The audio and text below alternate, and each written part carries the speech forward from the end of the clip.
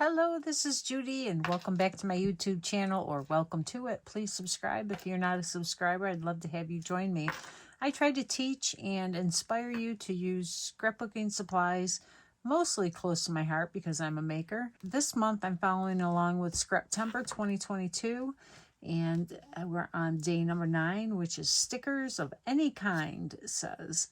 So in this video, I'm going to be creating a layout from our catalog that is good July through the end of September. And I just wanted to show you this. This is a recipe booklet. You can go on the Close to My Heart website and print this out, and it shows all the supplies used to make the artwork that's in this catalog. And you can also get one of these recipe booklets for the main catalog too. So for the layout, I'm going to be making, it's this one. Let me move this over. This beautiful layout I'm going to recreate today. And it has a lot of the stickers from the sticker sheet in the Backyard Bliss collection. And try to inspire those of my customers or anyone that has bought this paper collection. So as you will see in this booklet, you go to page 14, so we're going to look at what page the artwork is on. And it's right here, page 14, the garden page. And it shows all the ingredients that were used to make this layout. It doesn't give you any cutting directions or sizes or anything like that. But most of the times you can kind of figure out where the item is that is listed. Like the scrapbooking Stampin' Thin Cut, I can imagine they use that in these elements. They stamped and cut it out. The paper pack, of course, that's obvious. The cardstock, which is here and used for the mats. Shortbread cardstock here and here. White daisy cardstock looks like the base layer. The ink pad, some of the things were stamped with the papaya ink. Probably here and here. Archival black stamp pad. Oh, that black right there in that title. The shimmer trim, which is here. So I will show you how to trim down the shimmer trim, because the shimmer trim it's 3/8 of an inch by 5 yards. So we need to trim this down to go here. And I think that is the only place that I see it. Watercolor pencils, maybe to color in the stamped image here. I see a little bit of coloring in there. The black journaling pen to journal. Silver glitter gems, I can see them sprinkled around. The bitty sparkles, the same thing. They're inside the flowers. The thin 3D foam tape, that's probably this that's popped up in that element. Looks like it's popped up. And the die cutting and embossing machine to cut out the elements. So, you know, it's pretty easy to see it and recreate it. If there's any questions you have, just give me a call and I'll try and help you out. But I'm going to try and recreate a lot of these artwork pieces as I go along with this month's creations. So I already have some of the papers ready, and this is the background piece here. And I have the zip strip from one of the pieces of paper to put here. And the white daisy is right here. Oh, there's my photos. 2 of them anyway. Here's the other one. And they don't give you the size of the photos, but I'm looking at them. I think they're 3x4s. So I already cut down my photos, and I do a lot of gardening, so I can make tons of layouts with this collection. We have chickens, and it has chickens in it, and I just love it. I've got a few stickers left from the sticker sheet. I am going to take this catalog and move it out of my way, and I'll put it aside so I can look at it. I already pulled out all the supplies, so I'm just going to trim down my papers and lay them out. Okay, as I listed in the recipe, they use the watercolor pencils, so I pulled out my watercolor pencils. And I'm just going to color in the leaves that are on the garden image. And I stamped this in papaya ink. And it gives you a nice image. I love the tone of this. This just adds a little interest to the title. When you're coloring with the watercolor pencils, just because they're watercolor pencils doesn't mean you have to use them with water. You can use them just like a regular watercolor pencil. And these are brand new because I'm a maker, I, you know, try to have the newer things to show to my customers. So if they ask me questions, I need to know how to tell them that they work. But I find if I flatten off one end of the tip instead of having it like a point, it gives me a really nice smooth color instead of like lines that you would get with a pencil that is sharp. And I'll just go back over and try and smooth it out a little bit. And I do see a few leaves here. I better get those colored. And you could color all the flowers in if you want. I am just going to do the leaves because that's all that's shown in the actual page in the catalog, and I like how that looks. That one is done. Oh, I also need to color in some of these other elements. I stamped some of these images and used my thin cut to cut them out. So let's just get them colored too. I need to bring in my stamp set again and stamp the apple, because I noticed in my pictures, I have a picture of my apple tree that I've just planted. Well, it's been 2 years ago, so I want to make sure I represent that in my images. I'm going to put that on my block, and then I'm going to bring in my intense black ink pad. And I forgot to color these two. Okay. I finished coloring those, so I'm just going to use my pencil to color these in real quick. And now, see how I have these really small areas? Now is when I'll want to use my point. And I just keep turning my pencil around to get the pointed part to use for coloring. These are very soft. They have a lot of pigment. I really like them. This is the first time I've used them. Close to my heart. I think they were new last year's catalog, and I had them, but I haven't had a chance to play with them before today. I just have so much stuff, right? So that's one of the nice things about going through the catalog like this, is it's stretching my use of the materials, which is a good thing. So I have almost used up a whole intense black bottle. I use my intense black a lot. So I'll show you how to re-ink your pad, just in case you've never done it before. And this one really, and yeah, there's none left in here. Okay. I just wanted to make sure. I've had it sitting up all day. So I'm going to bring it out and make sure you shake it up first. This one is totally full, so I can't shake it too much. But I'm going to just put a little bit of ink all over, and then I'm going to use my bottle to make it soak into the pad so it has really good coverage.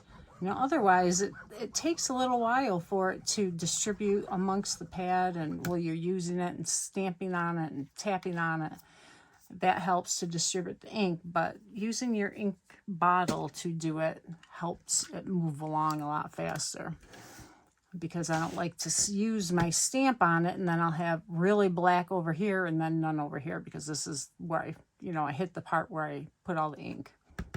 And now I have to be careful because it's really inky. So let me get a piece of scrap paper. And that looks okay. This is a brand new stamp. I haven't used the apple before. And because it's so small, I'm okay using it on my Versamat. The Versamat has a little bit of give to it, and it allows me to press down without smearing the image. Whereas if I use the cushion and I push down too hard, it could smear the image. It could just, the lines could get a little distorted, in other words. Much better. Yeah, I really needed to re-ink that pad. And I don't know if I mentioned, this is the stamp set that is the Backyard Bliss scrapbooking. So you can see all the images, and those with the blue coloring have thin cuts to coordinate. And these are all the thin cuts that come with it. Look at all those. The big carrot, the strawberries, onion, all kinds of good stuff for gardening. I colored one of the apples in, and I just want to show you how I did it. And I'm using strawberry red. I didn't know they had names on them until just now. But I go in and I start to color, and I do have one side of it flattened out for a nice smooth look. And I wasn't using that right away so you could see a little bit of the lines. But now I've got the flat side on there, and I'm just going around in little circles, okay? And this will help to make it a smooth look. as you're coloring. And you don't want to push real hard, just go real light. It lays down color, and you can just keep going over it to add more color and depth of, you know, dimension for your shading as you go. Sometimes I will go one way, and you can see the lines as I'm going here. But as soon as I flip it around and I start going the other direction, it'll blend all that together. And I'm going to go a little deeper up here where the shadow would be in the nook of where the stem is there. I'm just going to go in the other way, and it just kind of smooths out those lines that really didn't show very much at all.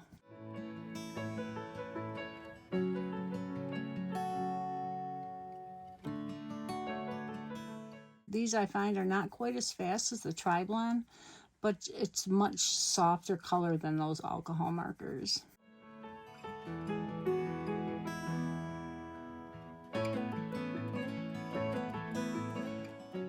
So now we'll go in with our brown, and we'll just add some color to the stem. Get the rest of these colored and be right back. Another tip I'd like to give you is to use a white pencil to help blend. As you can see, I did some harsh lines on the petals of this flower. And if you take your white pencil, and it doesn't add any color, obviously, because it's white, but you can go over it and blend it together a little bit better.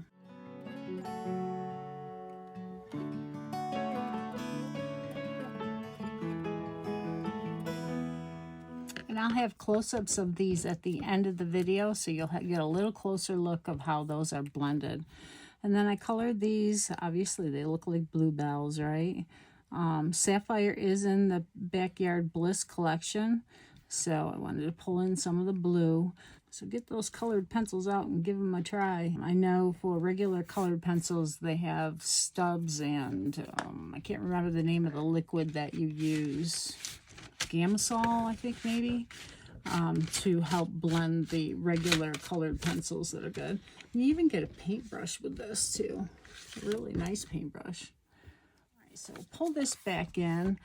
So I need to cut down these other papers. I did do my base in the chicken wire. I cut this to 11.5 by 11.5, so that'll give me 1/4 inch all the way around. I need to cut my photo mat and put my zip strip down. So I have to trim a little bit off of my zip strip, and we will do the shimmer trim. So I'll show you how to do this. And this is really easy with a Fisker's cutter that Close My Heart carries.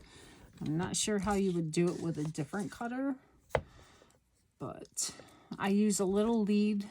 It's on a adhesive lead here of plastic. So once you get it started, don't cut this so that you always can get it pulled apart, because otherwise it can be a little difficult sometimes. So I'm going to lay this down right along the line on this side here. And you get it pretty straight just by following that line. And we need it to be 11.5. And I have a ribbon around it. Oh, it came untied.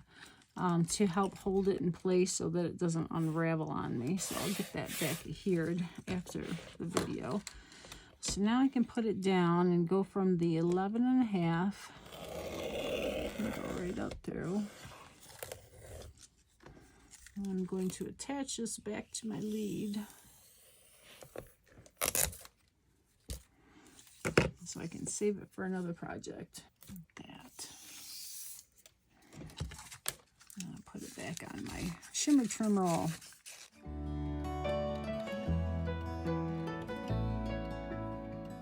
So I'm just going to tie it in a knot, and this keeps it from unraveling. Let's get this down so then I can adhere the shimmer trim.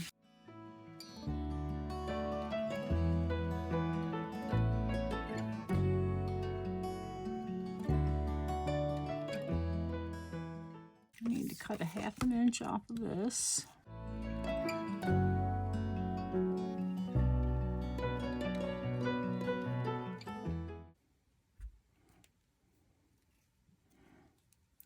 put my shimmer trim up over my hand so it doesn't stick to the paper.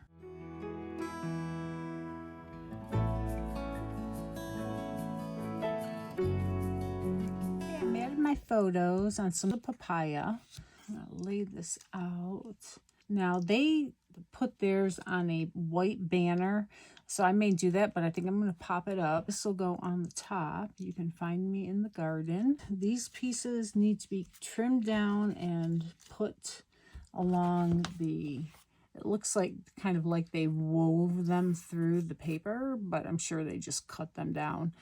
And I'm guessing 2, 4, 6, 8, 9, 10. They're probably about 2 inches. So 2.5 would be 10. So I'm going to try to make these maybe 2.5 and then cut them in an angle and see if that works. So I cut the pieces at 2.5 and they seem to fit really well.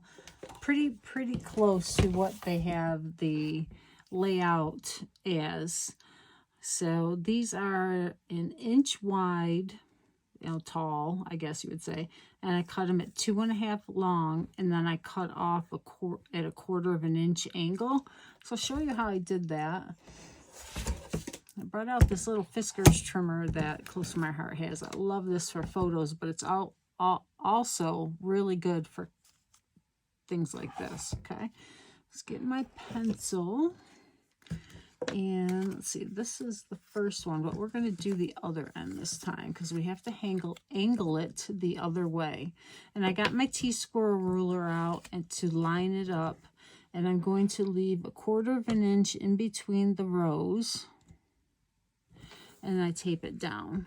Okay, so now that's pretty secure so that it'll stay here. I actually can add another piece of tape now for this side. Couldn't do that before because it went off the Versamat, but now this is taped down pretty secure. And I made a little template here. It's 1/4 of an inch or 1/8 of an inch wide, and I put it in between these for a spacer. Okay, so it helped me to get the same amount of space in between my rows.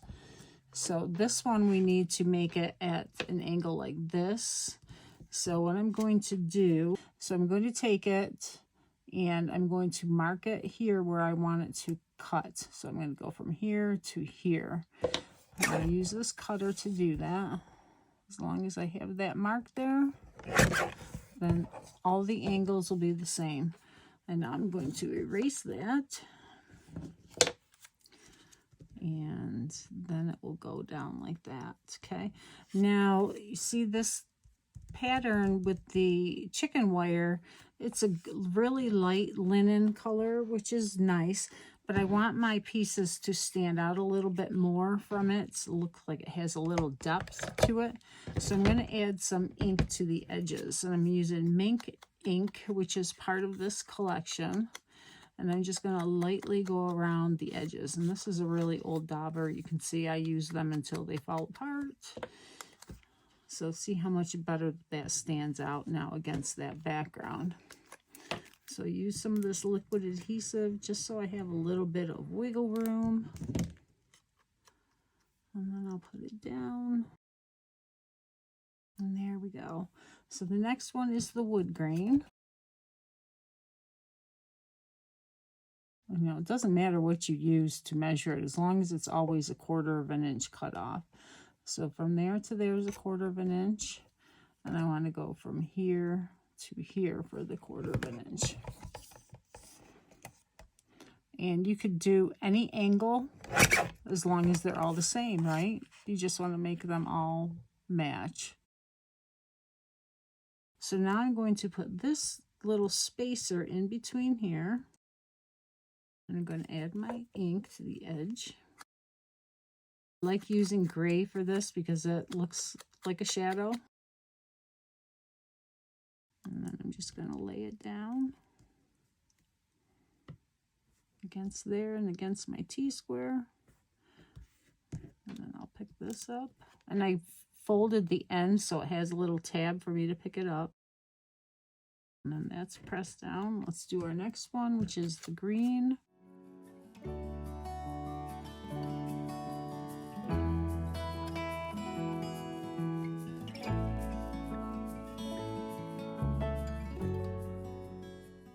Now this I don't really have to ink because it's so dark.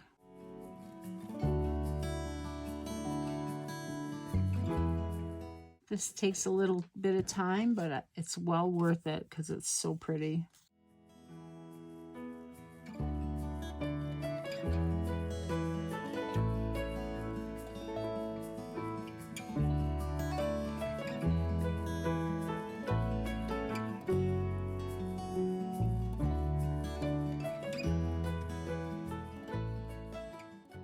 Oh, and this, I don't know if I said, I used the Tombow Mono green and put it on the back side of this piece of paper and let it dry. Then it is a removable adhesive, so I can pick it up and it stays sticky.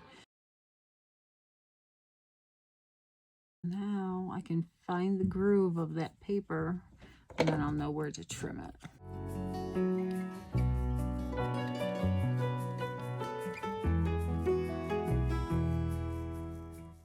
Okay, so I'm going to do the next 2 rows. All right, it got done. It's well worth it. I love how it looks. So let's bring in the pictures now. I think I want to have the red one in the middle. And that's a gourd, and this is my apple tree. It's a Honeycrisp apple tree. And the deer got it the first year. The next year it had apples on it, but the bees got in and left just the peel on the apple. So I went and picked one and it just crunched in my hand. There was nothing in the middle. It was incredible. So now I've learned I need to spray, but I don't have any apples this year because we had a late frost that must have killed the blossoms. I don't know. Some apple trees don't have any apples and other ones are loaded. So it must be just the type of tree that got hit. So I'm glad we have some though. So let's see. Now for this layout, I have to do this. This is a sticker. I've got a couple other stickers to pull in, some journaling strips, and it'll be good. Now these brown pieces are from the, it's this here. Okay. So it's called the die cuts. It's a printed paperboard die cut 6x12. So pull that out too. Cut a piece that's 7 by 1.5, and that's to layer the garden on. And I'm going to dovetail it. They have quite a severe dovetail on theirs. I'm going to do just a slight one. And I like to just gently fold my paper and go from the center out. I'll show you the other way, depending on how deep you want it. Pick your center, cut in, and then you can go from the edge to the middle.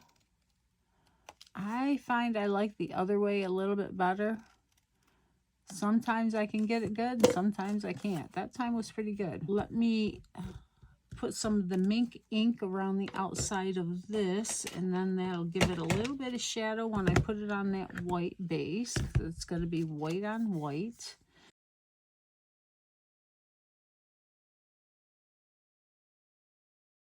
And just add the shadow even though it's not lifted off of there.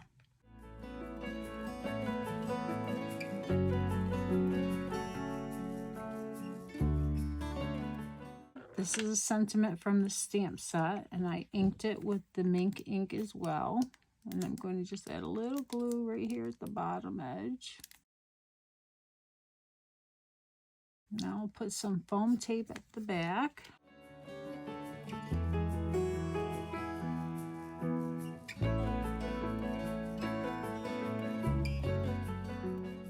So let's get our photos down. And yes, I use pieces of papaya to mount these because I didn't want to get up and get a big piece of cardstock. All right, so I need to bring my T-square back in. So this is 3 inches wide. From 6 would be, that'd be 2.5. So that would be the middle. And the garden is going to cover up just to there. And I want to put my photo underneath here, because I still want to see a lot of it. Now this plant in this photo was a plant I brought home from North Carolina. My brother gave me some in the springtime, and I planted it and it grew and it was absolutely gorgeous. But with our winters here in New York, it died and it didn't come back up. It was awful. I was so sad. He said that they grow down there and they just keep growing and the roots, you know, we can't get rid of them, and here they died. Oh, well, that's the way things are. Now, some things I brought from North Carolina have done very well. I have some blackberries that I brought home that have done really well. I actually need to go see if there's any on there I can eat tomorrow.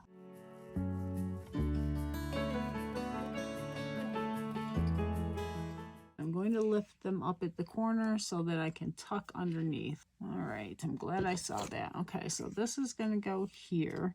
And I think now that I have popped it up, I would like to put a journaling line around it just to give it a little more definition. And this is a 0.03. We have new journaling pens now, the Le Pens. So these might be out of stock now, but I really, really like these pens. I like the Le Pens too. And this is not going to be a perfect line. It's okay. I can do a double squiggle so that my shakiness, because of it being on foam, isn't as enhanced.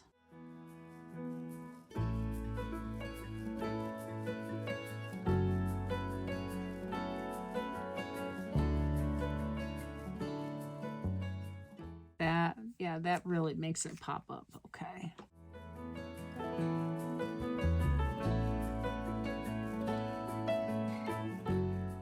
All right, so now we just need to add the stickers. So here are these pieces, and I'm going to, let's see, they use some big leaves, so I'm going to pop those out. And these are laser cut, I believe, so they pop out really well. And I'm going to use these two daisy pieces.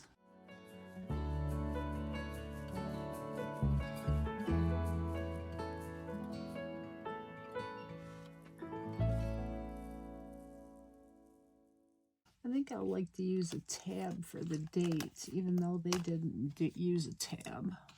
I like that element. All right, so that's for those. Now on the sticker sheet, I've got a few elements I can use that are left over from my other projects. Now, if you ever want to unstick a sticker, like I want to pop this up, you can use an anti-static pad for the embossing to get rid of static. It takes the sticky off with the powder. So now I can lay it down and gauge about where I want to have it. I like that. I also have a really cute chicken here I can use. I don't like to have things floating. How about if we do dig in the dirt?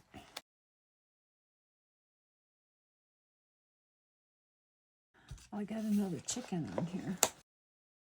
And that'll help balance this big element over here.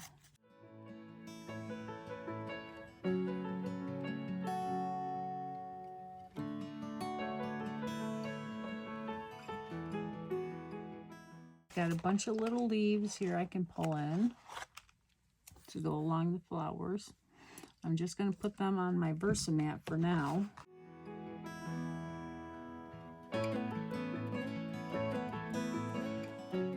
Let's get these other elements lined up here.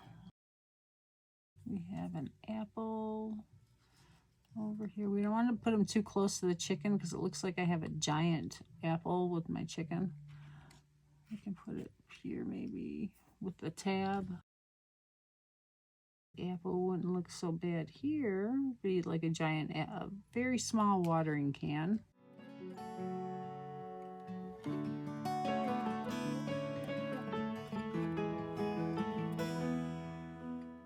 And I have a bunch of these hearts from the scrapbooking layout, so I can use those.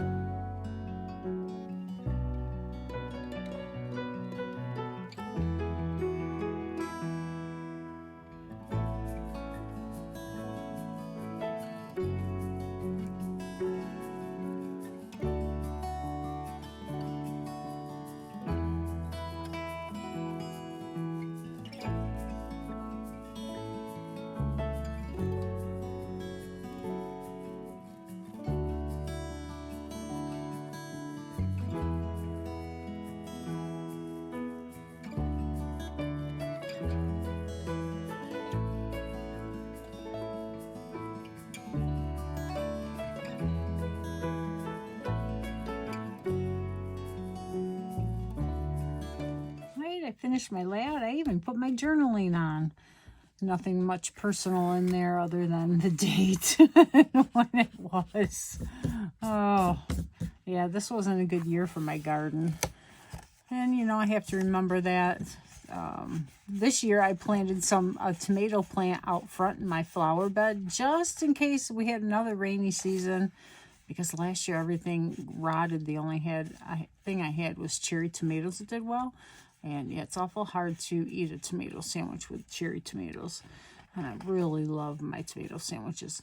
You know what? The only thing I have left to do is add my bling.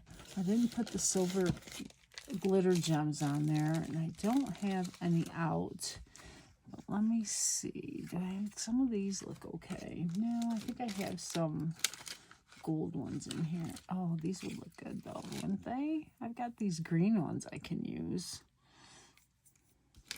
The green and the yellow, yeah. All right, so let's put some bling down.